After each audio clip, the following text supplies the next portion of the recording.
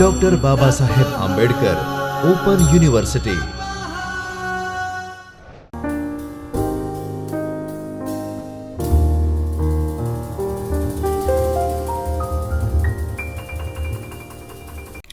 નમસ્કાર મિત્રો, doctor Baba Saheb Ambedkar open university department of library information સાયન્સમાંથી આસિસ્ટન્ટ પ્રોફેસર નિશા હું આપ સૌનું હાર્દિક સ્વાગત કરું છું.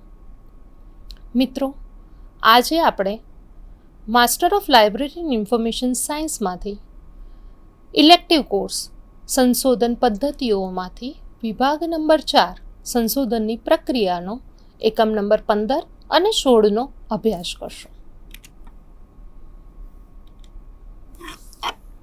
જેમાં આપણે સંશોધનની રૂપરેખાઓ એટલે કે રિસર્ચ ડિઝાઇન વિશે અભ્યાસ કરશું. પ્રસ્તાવના: સંશોધન આપણી ચારેય બાજુ થતા પ્રયત્નો છે, પરંતુ આ પ્રયત્નો પદ્ધતિસરના છે. સંશોધનમાં આપણી શરૂઆતમાં ક્યાં છે ત્યાંથી શરૂ કરી આપણા જ્ઞાનની પ્રાથમિક અવસ્થા શું છે તે જાણવા માટે તે ક્ષેત્રમાં બીજા સંશોધનો દ્વારા શું અસર થાય છે તેની પ્રાથમિક માહિતી મેળવી તેનું અર્થઘટન કરીએ છીએ. જ્યારે સંશોધન માટે ચોક્કસ હેતુ જોડાયેલા હોય છે, સંશોધન રૂપરેખા તૈયાર કરવાની હોય ત્યારે તે વિષયમાં થયેલા અભ્યાસો અને તેના પ્રયત્નોની જાળવણી અને તેની સમજ કેળવવાની જરૂર રહે છે. સતત થતી પ્રક્રિયાથી પાછળથી તેમાંથી પ્રાપ્ત થતા અર્થઘટનમાંથી વિષયની સંકલ્પના એટલે કે વ્યાખ્યા તૈયાર થાય છે અને અંતિમ રિપોર્ટ તૈયાર કરવામાં આવે છે. સંશોધનમાં આ પદ્ધતિને પદ્ધતિસરનું શાસ્ત્ર છે, એટલે કે આપણે શું કરવાનું છે તે માટે આપણે ચોક્કસ હોઈએ છીએ. સંશોધન રૂપરેખા એટલે શું? સમગ્ર સમાજને અસર કરતી મહત્વની પ્રકૃતિ એટલે સંશોધન. તેમાં ઘણા નિર્ણાયકર્તાઓ જોડાયેલા હોય છે. સંશોધનની ડિઝાઇનમાં પણ ઘણા નિર્ણાયકર્તાઓ જોડાયેલા હોય છે. આ નિર્ણાયકોનું માળખું પૂરું પાડે છે અને તમારી સંશોધન ડિઝાઇનને આકાર આપે છે. કોઈ પણ વ્યક્તિ વિષય નક્કી કરે પછી તે પોતે નક્કી કરે છે કે તમારે અભ્યાસ કઈ રીતે હાથ ધરવો, કયા સૂત્રોનો સમાવેશ કરવો. મિત્રો, કાલીગરના મત મુજબ સંશોધન રૂપરેખા એક યોજના છે જેમાં સંશોધનના પ્રશ્નોના જવાબો ગોઠવાય છે. તેનું માળખું તૈયાર કરી ઇન્વેસ્ટિગેશન એટલે કે યોજનાનું સૂત્રો દ્વારા યોજનાના વિચાર કરવામાં આવે છે. સંશોધન રૂપરેખામાં શું અન્વેષણ કરવાનું છે એટલે કે ઇન્વેસ્ટિગેશન કરવાનું છે ત્યારથી શરૂ કરી ડેટા એકત્રિત કરી, પૃથ્થકરણ કરી, ઉત્કલ્પનાઓ બાંધવી જેવી ક્રિયા પ્રક્રિયાઓ કરી આનુષંગિક સિદ્ધાંતો તૈયાર કરવામાં આવે છે. જ્યારે થેયરના મત મુજબ સંશોધન રૂપરેખા એ કાચો નકશો છે અથવા સંશોધન અભ્યાસ માટેની વિસ્તૃત યોજના છે, જેમાં ઉપયોગી માહિતી એકત્રિત કરવાની ક્રિયાથી શરૂ કરી અભ્યાસોને સંબંધિત વિશ્વવ્યાપમાંથી પસંદગીના નમૂનાનો લઈ અભ્યાસ કરી અને ચલોના તફાવત મેળવી ઉત્કલ્પનાના કસોટીમાંથી પસાર કરી તેને ચકાસી, પૃથ્થકરણ કરી અને અંતિમ પરિણામ મેળવે છે. આ રીતે આપણે તારણો કાઢીએ છીએ કે સંશોધન ડિઝાઇન આપણા સંશોધનના બંધારણમાં પાયાની ભૂમિકા પૂરી પાડે છે. ટૂંકમાં એમ કહી શકાય કે when, what, how much, by what means વગેરે જેવા પ્રશ્નોના જવાબ માટે તૈયાર કરવામાં આવતી રૂપરેખા છે. રિસર્ચ ડિઝાઇન એ એક પ્લાનિંગ છે કે જે આપણે પહેલેથી જ વિચારી લઈએ છીએ. જે આપણે સંશોધન કરી રહ્યા છીએ તેના સંબંધિત ઉદ્ભવતા પ્રશ્નોને ક્રમમાં કરીએ છીએ અને તેના જવાબો શોધવાનો પ્રયત્ન કરીએ છીએ. રૂપરેખા ડેટા કલેક્શન અને ડેટા એનાલિસિસનું અરેન્જમેન્ટ છે. રિસર્ચનું જે સ્ટ્રક્ચર તૈયાર કરવામાં આવે છે તેને રિસર્ચ ડિઝાઇન આપણે કહી શકાય. It means it's the blueprint for the collection, measurement and analysis of data. અહીં બ્લુપ્રિન્ટનો મતલબ paper base detail operational plan કહી શકાય. મેઝરમેન્ટ લઈ કઈ રીતે કરશો, ત્યારબાદ એનાલિસિસ કઈ રીતે કરશો, અને સંશોધનની રૂપરેખા આને આપણે કહી શકીએ. જે પ્લાન બનાવીએ છીએ તેને એક્ઝિક્યુટ નથી કરેલ, આ ફક્ત આઉટલાઇન છે. આપણે જે પ્લાન રેડી કરીએ છીએ, રિસર્ચ માટે જે આપણે ડેટા રેડી કરીએ છીએ, આપણે વિચારીએ છીએ કે આપણે આટલી વસ્તુ કરવાની છે, પરંતુ તે એક્ઝિક્યુટ નથી કરેલો, એની ફક્ત આપણે આઉટલાઇન રેડી કરીએ છીએ. જે હાઇપોથિસિસથી શરૂ કરી અને ડેટા એનાલિસિસ સુધીનો પ્લાન છે. સંશોધનને સ્મૂધ પરફોર્મ કરવા માટે ઓછા ખર્ચે સ્મૂધ પરફોર્મ કરવાનું છે, પરંતુ ઓછા ખર્ચે ઇફેક્ટિવનેસ વધુ દેખાય, વધુ ઇફેક્ટિવનેસ પ્રોવાઈડ કરી શકીએ, એ માટે સંશોધનની રૂપરેખા તૈયાર કરવામાં આવે છે. હવે આપણને ખબર પડી ગઈ હશે કે સંશોધનની રૂપરેખા દ્વારા આપણે એક સ્ટ્રક્ચર મળે છે જેથી સંશોધન સરળતાથી થઈ શકે. સંશોધન એ એક ખૂબ જ કોમ્પ્લિકેટેડ પ્રોસેસ છે અને આની માટે રૂપરેખા જો તૈયાર કરવામાં ન આવે તો સંશોધનમાં મુશ્કેલી પડે છે. એક સાદું ઉદાહરણ લઈ લઈએ. જો આપણને ઘર બનાવવું હોય, ઘર બનાવતા પહેલાં આપણે જો નકશો તૈયાર ન કરીએ તો નકશો બનાવવો અત્યંત જરૂરી થઈ જાય છે, કારણ કે કેવું લાગશે ઘર તેની રૂપરેખા આપણને નકશા પરથી મળે છે. તેમજ જગ્યાનો યોગ્ય ઉપયોગ આપણને એ જ નકશા દ્વારા મળી શકે, પરંતુ નકશો ન હોય તો એની કોઈ જ આઉટલાઇન મળતી નથી. તેવી જ રીતે સંશોધન કેવું હશે એની રૂપરેખા પરથી આપણે નક્કી કરી શકીએ છીએ. સંશોધનની રૂપરેખા દ્વારા સંશોધનમાં ચોક્કસતા લાવે છે, સંશોધનની કાર્યક્ષમતા અને વિશ્વસનીયતામાં પણ વધારો કરે છે. સંશોધનમાં પૂર્વગ્રહ વગર ભૂલોમાં ઘટાડો કરે છે, સમયનો સદુપયોગ થાય છે. મીન્સ પહેલેથી જ આપણે આપણી આઉટલાઇન રેડી કરી દઈએ તો સંશોધનમાં આટલી વસ્તુ આપણને યુઝફુલ થાય છે. સંશોધનને લગતા મટીરિયલ શોધવામાં મદદરૂપ થાય છે. આપણે આપણી આઉટલાઇન પહેલેથી તૈયાર કરેલી છે, આપણે શું શોધવાનું છે એ આપણને પહેલેથી જો ખ્યાલ હોય તો આપણે યોગ્ય દિશામાં વળશું અને આપણને જે ખરેખર મટીરિયલ જોઈએ છે એ શોધવામાં પણ આપણને મદદ થાય છે. ઉત્કલ્પના તપાસવામાં પણ મદદરૂપ થાય છે. તમને મિત્રો ભણી ગયા હશો કે ઉત્કલ્પના એટલે પૂર્વાનુમાન, અગાઉથી કરેલું અનુમાન. એ નલ હાઇપોથિસિસ પણ હોઈ શકે અને આ રીતે આ હાઇપોથિસિસને આપણે પ્રૂવ કરવાની હોય, તપાસવાની હોય. આપણે કરેલી કલ્પના ખરેખર સાચી હોઈ પણ શકે ને ન પણ હોઈ શકે, પણ એના માટે આપણે એને તપાસવી જરૂરી છે. ત્યારે આપણે જ્યારે તપાસીએ છીએ તો જો આપણે પહેલેથી જ રૂપરેખા બનાવી હોય સંશોધનની તો એ ખૂબ જ સરળતાથી પાર પાડી શકાય છે. સંશોધનને સાચી દિશામાં લઈ જાય છે. હવે આપણે જોઈશું સંશોધનની રૂપરેખાના જરૂરિયાત અને હેતુઓ, એટલે કે need and purpose of the research design. સંશોધન અન્વેષણ માટે જ નવા જ્ઞાન માટે પદ્ધતિસરના પ્રયત્નો તરફ આપણને દોરે છે. સંશોધનમાં થતા પ્રયત્ન અને અભ્યાસની માત્રામાં વિશ્લેષણમાં જરૂરિયાત હોય છે. સંશોધનમાં લોકો નાણાંનો વપરાશ હોવાથી યોગ્ય પ્લાનિંગ માટે કુશળતાપૂર્વક જરૂરિયાત હોય છે. તે ઉપરાંત ડેટા એકત્રીકરણ કરવામાં અવનવી પદ્ધતિનું જ્ઞાન અને પૃથ્થકરણના જ્ઞાનની જરૂરિયાત હોય છે.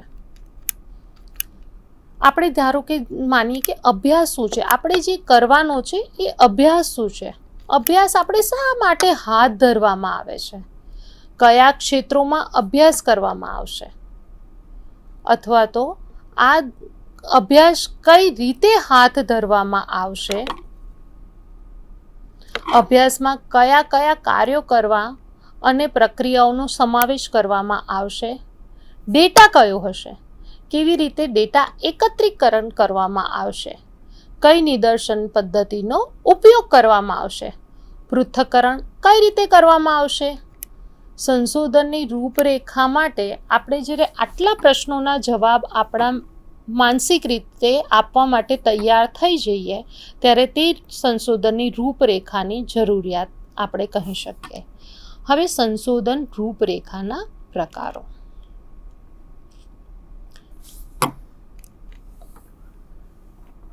ત્રણ પ્રકારો છે. એમાંનું પહેલું છે અન્વેષણ સ્વરૂપ પર આધારિત, based on nature of investigation. અન્વેષણ સ્વરૂપ પર આધારિત રૂપરેખાના પ્રકારમાં વર્ણનાત્મક, પ્રયોગાત્મક, અંશતઃ પ્રયોગાત્મક તેમજ બિનપ્રયોગાત્મક અને ક્ષેત્રીય સંશોધન હોઈ શકે છે.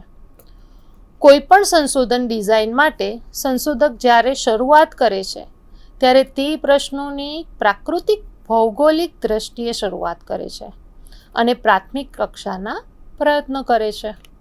સંશોધન કરવાનું છે તે માટેની જરૂરિયાત માત્ર હોય છે, તેમજ અસંભવિત અને ડેટા એકત્રીકરણની પ્રાપ્તિ માટે અચોક્કસ માળખું હોય છે. અન્વેષણ સ્વરૂપ પર આધારિત સંશોધનમાં વર્ણનાત્મક સ્વરૂપ જોવા મળે છે. આ માટેના કેટલાક દ્રષ્ટાંતો આપણે હવે આગળ જોઈશું. ચોક્કસ પ્રકારના ગ્રંથાલયની સેવા, સંગ્રહ અને માળખું. અહીં આપણે એમ કહી શકાય કે સ્પેશિયલ લાઇબ્રેરી અને તેમાં અપાતી સેવાઓ, તેમનું કલેક્શન અને તેમનું સ્ટ્રક્ચર કેવું છે. તો આ પ્રકારે આપણે વિષય લઈ શકીએ. વિદ્યાર્થીઓના પરફોર્મન્સ ઉપર ગ્રંથાલય સેવાઓની અસર. વિદ્યાર્થીઓના પોતાનું રિઝલ્ટ અપડેશન માટે અથવા તો તેમનું ઓવરઓલ પરફોર્મન્સ કેવું છે એ માટે ગ્રંથાલય સેવાઓની અસર શું છે. ગ્રંથાલય સેવાઓ પર ઇન્ફોર્મેશન ટેકનોલોજીની અસર. ઇન્ફોર્મેશન ટેકનોલોજીની અસર આ વર્ણનાત્મક અભ્યાસમાં માળખાગત પદ્ધતિથી ડેટા એકત્રિત કરવામાં આવે છે. અહીં શોધનું સ્વરૂપ બદલાય છે. મિત્રો, અહીં શોધનું સ્વરૂપ બદલાઈ જાય છે. કઈ રીતે? ઇન્વેસ્ટિગેશન તરફથી આપણે પ્રયોગાત્મક સ્વરૂપમાં પદ્ધતિસર રીતે આગળ વધીએ છીએ. જેમ જેમ આપણે આગળ વધતા જઈએ તેમ તેમ શોધનું સ્તર ઉચ્ચ કક્ષાએ આગળ વધે છે. તેના ધ્યેય સ્વતંત્ર અને આધારિત બંને ચલો પર વચ્ચેનો એક સંબંધ સ્થાપવા માટે અને કાર્યકારણનો સંબંધ શોધવાનો હોય છે. આધારિત ચલ પર સ્વતંત્ર ચલની અસરનો અભ્યાસ પ્રયોગાત્મક સંશોધનમાં થાય છે. આ ચલોને સમજવા માટે આપણે એક ઉદાહરણ લઈ લઈએ. જેમ કે ઇન્ફોર્મેશન ટેકનોલોજીના ઉપયોગથી ક્લાસરૂમમાં વિદ્યાર્થીઓના પરફોર્મન્સ પર થતી અસર. જ્યારે પ્રયોગાત્મક અભ્યાસ કરીએ ત્યારે ઇન્ફોર્મેશન ટેકનોલોજીના ઉપયોગને સ્વતંત્ર ચલ તરીકે લઈ શકીએ. ઇન્ફોર્મેશન ટેકનોલોજી દાખલ કર્યા પછી વિદ્યાર્થીઓના પરિણામનો સ્કોર અને પહેલાં મેળવેલા સ્કોરની જ્યારે તુલના કરવામાં આવે તો બંને વચ્ચેનો આપણે સંબંધ તપાસવાનો છે. પરિણામો દ્વારા સ્ટુડન્ટનો સ્કોર ગુણક સહસંબંધના અભ્યાસ દ્વારા બંને વચ્ચેના સંબંધોને આપણે તપાસીશું. કહેવાનો મતલબ છે કે વિદ્યાર્થીઓનું પરફોર્મન્સની આપણે જ્યારે વાત કરતા હોઈએ ત્યારે ઇન્ફોર્મેશન ટેકનોલોજીનો ઉપયોગ વગર અને ઇન્ફોર્મેશન ટેકનોલોજી દાખલ કર્યા પછી તેમના અભ્યાસ પર શું અસર થઈ છે, તો આનું આપણે ઇન્વેસ્ટિગેશન કરવાનું છે, એની તપાસણી કરવાની છે. અન્ય એક ઉદાહરણ લઈ લઉં તો કહેવાય કે ઉપયોગકર્તા દ્વારા કેટલાક કેટલોગિંગનો ઉપયોગ અને ઓપેકના ઉપયોગની અસર. આ માટે બે ગ્રુપ આપણે બનાવી લઈએ. એક ગ્રુપને માહિતી શોધવા માટે ટ્રેડિશનલ કેટલોગની સગવડ પૂરી પાડશું અને બીજો ગ્રુપ છે તેને ઓપેકની માહિતીથી શોધ કરવા માટે દેવામાં આવશે. ત્યારબાદ તેના અભ્યાસથી તફાવત માપશું. ડેટા એકત્રીકરણની પદ્ધતિ. એના પહેલાં હું ફરીથી એક વખત ઉદાહરણ આપવા માંગીશ કે આપણે વાત કરી કે ઓપેકની યુઝફુલ. ઓપેકનો યુઝથી માણસ જલ્દીથી કેટલોગિંગ એટલે કે પોતાની જોઈતી માહિતી સુધી પહોંચી શકે છે કે ટ્રેડિશનલ ઇન્ફોર્મેશનથી. બે ગ્રુપ બનાવવાના. બંને ગ્રુપને, એક ગ્રુપને આપણે ટ્રેડિશનલ કેટલોગિંગ પ્રોવાઈડ કરીશું અને બીજાને ઓપેક દ્વારા માહિતી શોધવામાં આવશે. હવે આ બંનેમાંથી કઈ રીતે વ્યક્તિ સારી રીતે સરળતાથી પોતાની માહિતી સુધી પહોંચી શકે છે એ માટેની ચકાસણી કરવા માટે આપણે બંને ગ્રુપનો તફાવત અને એમાં એમને પડતી મુશ્કેલીઓ, એમને પડતી સગવડ ની ચર્ચા વિચારણા કરશું અને એમ આપણું રિસર્ચ આગળ વધશે. હવે બીજી પદ્ધતિ છે ડેટા એકત્રીકરણની પદ્ધતિ, based of data collection. Data એકત્રીકરણ પર આધારિત પ્રકારમાં આપણે સર્વેક્ષણ, કેસ સ્ટડી અને વિષય વિશ્લેષણને લઈ શકીએ. જ્યારે મોટા વસ્તી પ્રમાણમાં હોય ત્યારે સર્વેક્ષણ અભિગમ જ ઉપયોગ થાય છે.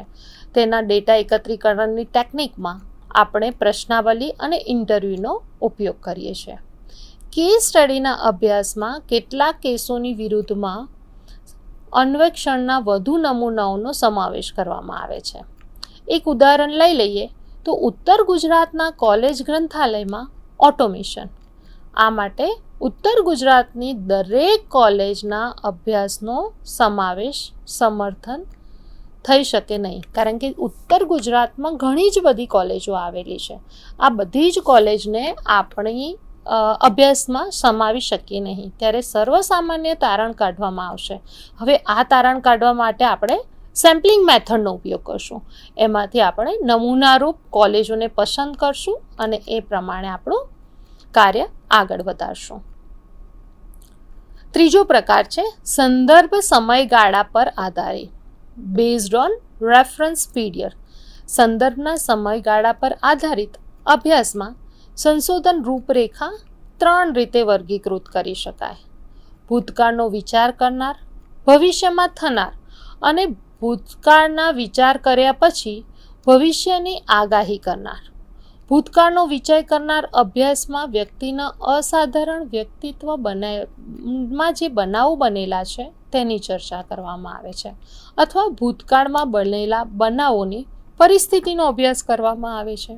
ભૂતકાળનો વિચાર કરનાર, દાખલા તરીકે પ્રાચીન ભારતમાં ગ્રંથાલયો. ભૂતકાળનો વિચાર કરનાર અભ્યાસો એવી ઘટનાઓ અથવા પરિસ્થિતિઓ વિશે ભવિષ્ય કથન કરે છે. ભારતમાં ડિજિટાઇઝેશન અને ભારતનું ભાવિ, અથવા તો ભારતમાં લોકડાઉન અને લોકડાઉન પછી ભારતનું ભાવિ. ભૂતકાળનો વિચાર કર્યા પછી ભવિષ્યમાં આગાહી કરતા અભ્યાસો, બનાવો, ઘટનાઓ કે પછી ભૂતકાળમાં બનેલી છે અને ભવિષ્ય માટે ભવિષ્ય કથન કરે છે. એવા ઉદાહરણો લઈએ તો પોલીસ દ્વારા ભારે દંડ લદાયા પછી લોકો દ્વારા માસ્કના ઉપયોગનો દર. હવે જ્યારે આ ઉદાહરણ લેતા હોઈએ ત્યારે જ્યારે પોલીસ દંડ લગાવે પછી જ લોકોનો માસ્ક પહેરવાનો ઉપયોગનો દર વધ્યો છે. આની માટે આપણે જેટલા પણ સીસીટીવી કેમેરા રોડ ઉપર લાગેલા છે એનો અભ્યાસ કરીએ. દંડ લાગ્યા પહેલાંનો અભ્યાસ અને દંડ નથી લગાવ્યો એના પહેલાંનો અભ્યાસ અને દંડ લગાવ્યા પછીનો અભ્યાસ. આમ 2 સીસીટીવી કેમેરાનો આપણે ઉપયોગ કરીએ અને જોઈએ અને પછી આપણા સંશોધનનું તારણ કાઢીએ કે એમાં દરનો વધારો થયો છે કે નહીં. સંશોધનની રૂપરેખાને શોધનું સ્વરૂપ, માહિતી એકત્રીકરણની પદ્ધતિનો ઉપયોગ, પારસ્પરિક સંબંધોથી બનતા સંપર્કોની સંખ્યા, અભ્યાસમાં સંદર્ભ સમય દર્શાવતો એક નકશો છે. સંશોધન રૂપરેખાની વિશેષતાઓ.